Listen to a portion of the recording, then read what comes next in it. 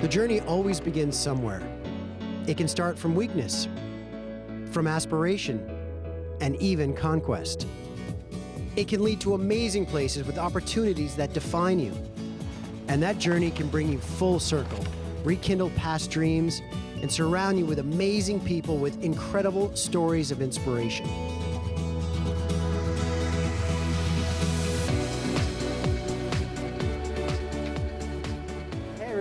Welcome back to the Inspirational 30. I'm your host, Jim Gardiner, and thanks for joining us. This is our show where we sit down with some amazing people from the community with really just a discussion to hopefully prompt all of you at home to be a better version of yourselves today and going forward. So today's show, I sit down with a young man who has taken the passion and love of sport, of a specific sport, and turned that into a business and, quite frankly, a way to help and inspire the youth of our community to be better. And so it is my privilege to sit down with Avneet Brar. Hey Jim, thanks for having me on the show. Thank you. Excited to be here. Basketball coach extraordinaire. I guess you could say that. Well, hey, I mean, you are how old? 25, turned 26 in September. 26, and you have been coaching for a good 10 years? Yeah, 10 years, just finished my 11th season overall, yeah. So you're going to turn 26 and you've been coaching for a solid 10 years. Yeah, it's been quite the journey. That is amazing. Mm-hmm. I mean, and you still have your life completely ahead of you. This is unbelievable. Mm-hmm. So let's talk about it. As I said in my intro, you have the love of basketball. Mm-hmm. Basketball is your heart and soul. Yeah, definitely. I used to be a big hockey fan. The lockout hit, and basketball just became the thing, and it's taken over my life since.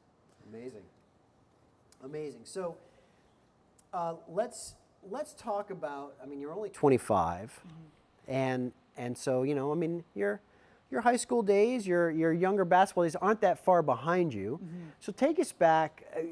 How, when, why, where did this love come from up here in Canada, which obviously is hockey nation? Yeah, I was always a hockey fan, and I was a big Canucks guy. I would watch Canucks games all the time. And when I got into my elementary years, still loved hockey. And then in grade 7, I had a grade 7 teacher, Lisa Frey, who would open up the gym and let kids shoot hoops and open up the gym for basketball after school.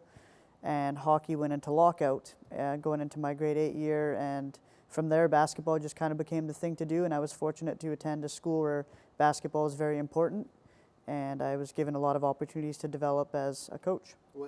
So what school was that? I went to Dover Bay Secondary in Nanaimo. And so grade 7, is that what you said? Grade 8 is my Dover Bay year, yeah. Grade 8, okay. So you had one person in particular that was really paramount to being a mentor to you to mm-hmm. kind of start this basketball journey in a sense, right? Yeah. So tell us about that. I had Mark Simpson as a mentor, and all through high school, I played basketball in grade 8 and 9, and after grade 9, it was kind of apparent that playing the game wasn't really my thing. And after talking with Mark, we talked about possibly becoming involved with the team at a manager coaching capacity, and at the start I thought that was a little bit crazy for myself, but I gave it a go, and from there I just took it really seriously and ended up coaching a grade 9 team when I was in grade 10 as an assistant, and the following year I was at grade 11 working with the grade 10 team, and then the following year I was grade 12 with the senior team, and just kind of moved my way from there. So you just admitted that your playing basketball at that level wasn't really you weren't designed to do that. So you had skills, but not at the level of those kids. Is it fair to say? Or yeah, I mean, I was quite a small guy in grade 9. I was probably 5'2", and I was quite enthusiastic and loved being around the gym and being around the team. So I think that gave me some success with being able to stick around the teams. But definitely from a skill standpoint, that wasn't my strong suit. Mm-hmm. And then when did you, okay, so obviously you were afforded a great opportunity mm-hmm. by Mark to be involved coaching. But when did you start to really see the game? Like, when did you know that you had this ability, as we discussed, this ability to kind of see the floor, you know? Probably about the grade 10, when I was in about grade 10, I would see things that I couldn't demonstrate myself, but if I were to share that point or tips with another athlete, they could do those things in a game.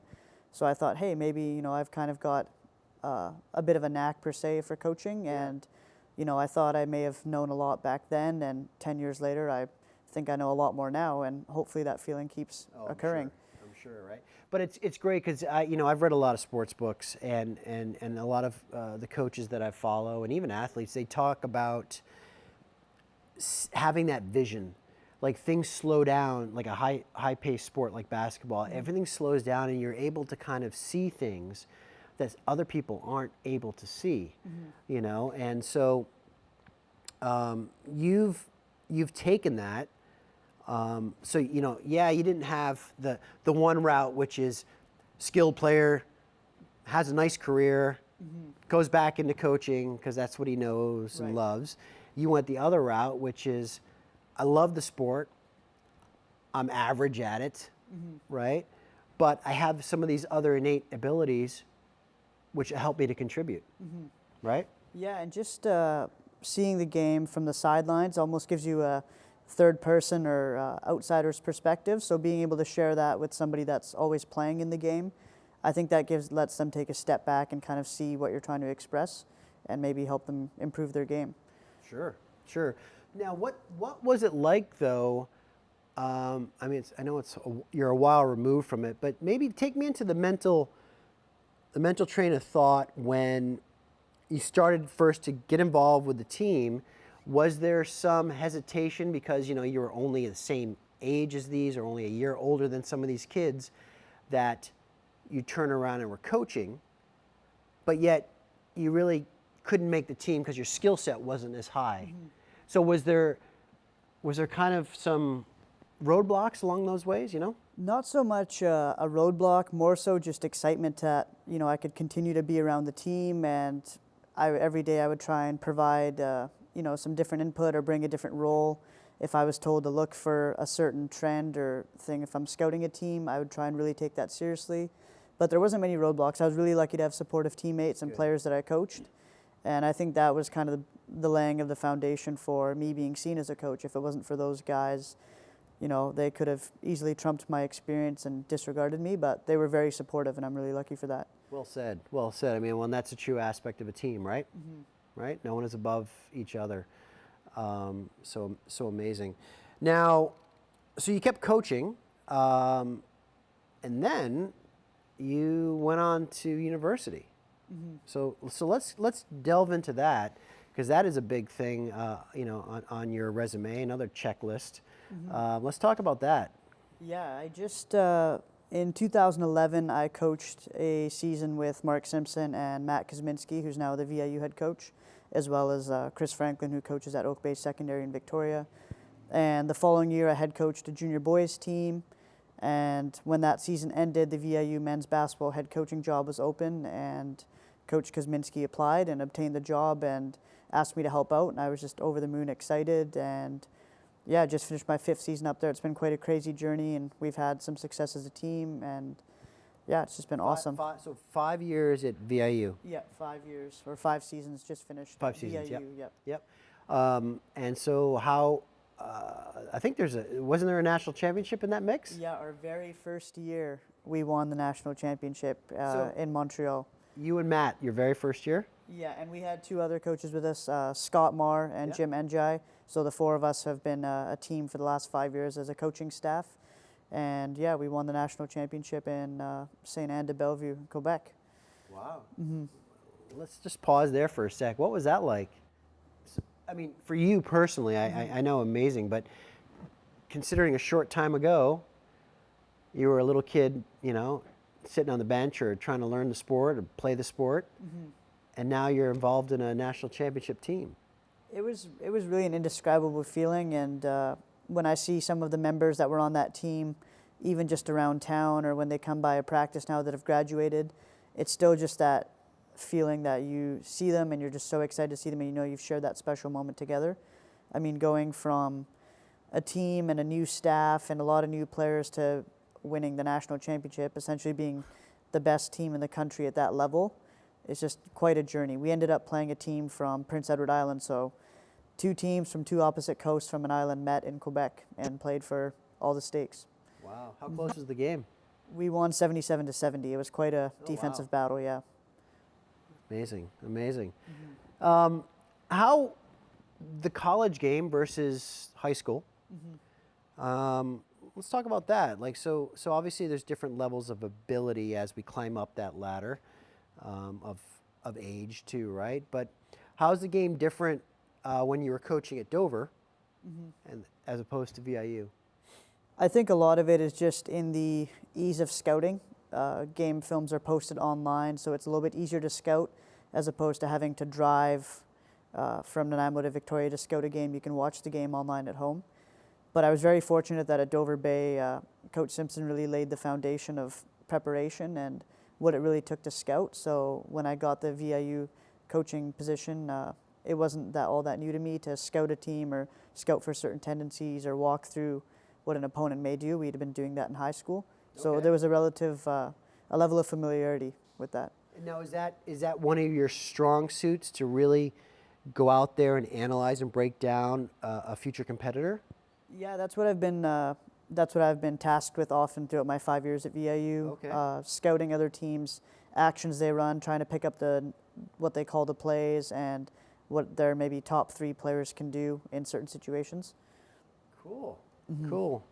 And then you guys devise the game plan to deal with those things and to counteract those things, right? Yeah, normally Sunday and Monday is a tape day, and then we'll talk about it Monday afternoon and also talk about our games that we played over the past weekend and devise a game plan for us to improve as a team and have success for the following weekend.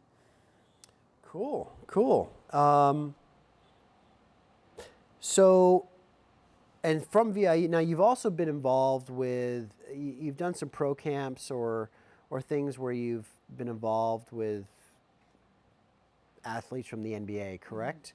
So let's expand on that a little bit. I got to spend some time with the Los Angeles Clippers coaching staff and some of their athletes when they were up here in Vancouver, and just a chance to chat about what they do as a team and how they develop culture and how important culture is for them.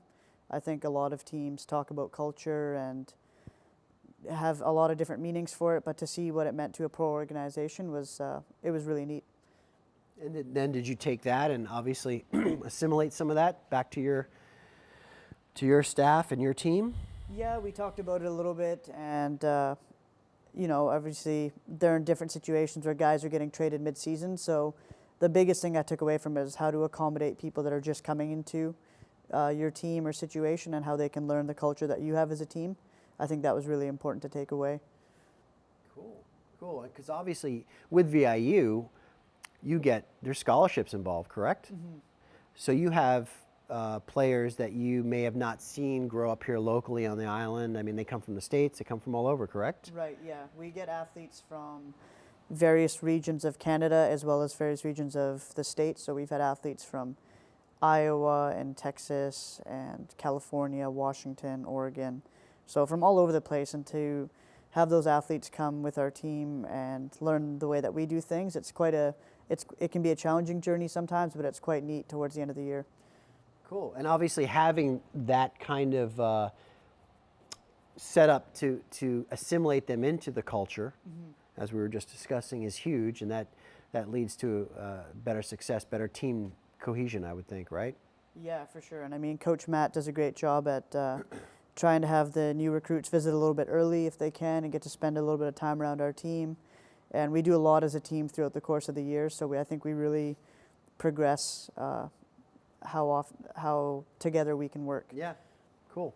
So what I want to really get into now, and we'll hang on this because this is the focal point, I think, of who you are. You've done a lot for the community with basketball. So first, I want the viewers at home to watch this short clip that we have of Avneet with some local athletes. Check this out. The drive hand, it's driving my shot. My offhand I call the guide hand. It's guiding my shot. We've got a lot of youth out today, grades 7s to 12 at Brar Basketball Summer Prep Camp at Vancouver Island University. The whole purpose is to give kids an opportunity to come into the gym and work on their game and feel supported. By the time my right foot is down, the ball should be where? In my shot pocket, my thumb should be right by my eyebrow. We've got coaches here that have played CCAA basketball, CIS basketball, NCAA basketball, and it's a very good experience for them to relate and talk to the coaches and be in a high energy, positive atmosphere. Don't be afraid to lose the basketball. Push yourself, right? Having a camp at university is great for kids that have future aspirations to attend university or play on a basketball team at a university. And I just think it's a really positive atmosphere for them to get a feel of the campus and the atmosphere of the gym and players. Well, there you have it. So, to me, that's where you belong. Like, just seeing you in front of all those kids, you enjoy that, don't you? Yeah, camps are a great feeling. You know, you've got, with a camp, you have a centralized location and athletes are traveling from various locations of BC to come and attend the camp, and that's a pretty special feeling as is. And getting to interact with the athletes and help them on their skill set is just, I mean, the cherry on top, essentially. Yeah, and I think you're providing kids an opportunity to follow their passion and also spread the love of the sport, right? Mm-hmm. Yeah, it's just, it's pretty neat. We've actually had some of our former camp attendees sign at VIU to play basketball for our team next year, so that's just a really cool thing to see as well. Amazing, amazing. So let's talk about, so with Brar Basketball, you're quite a busy man. Yeah, I'm quite a busy guy, yeah, working for myself. Yeah, so let's talk about, because I know you have some different levels of camps and all that. Mm-hmm. Give us the rundown. So I kind of have 4 main phases to my business. There's camps where athletes come to me and will address a certain topic or work on our skills on different things. I have clinics where I travel to them. I may be traveling to a high school team or a junior level team to talk about a topic, whether it's their man-to-man defense or run a shooting clinic. I have my coaching, which is just private and group coaching where athletes come to me and we work basically all year and spend time on various things. And then consultation, where I'll work with other athletes to edit some game tape and provide some feedback as to things that I'm seeing on tape and perhaps that they could do better to improve their game. Wow. And you're coaching VIU, and I mean you're just a busy guy. Yeah, it's a lot of being on the go and working around different things, but I find a way to fit it all in. Good man, good man. So with the kids, I know this is very something dear to your heart. You have something that you've created to kind of help the kids that maybe can't afford necessarily to play basketball or can't afford these things or whatever. So let's talk about that, because that's pretty amazing. Yeah, it started as a Thanksgiving give back camp where all funds raised went into a side account to support athletes that couldn't afford to attend a camp or future programming. And then we've also just launched our efforts to start a scholarship foundation where we're selling t-shirts for $20 through my website, and all funds raised go towards developing a scholarship fund for 2018. One will be for an athlete who is graduating or struggles with funding, and another is to support a young coach for continuing education. Wow. Mm-hmm. And you hope to have that be cyclical, so every year there's like a new recipient type of deal, or? Yeah, that's correct. We are aiming to launch it in 2018, where we'll have 1 coach and 1 athlete awarded, and for 2019 it would be 2 coaches and 2 athletes awarded.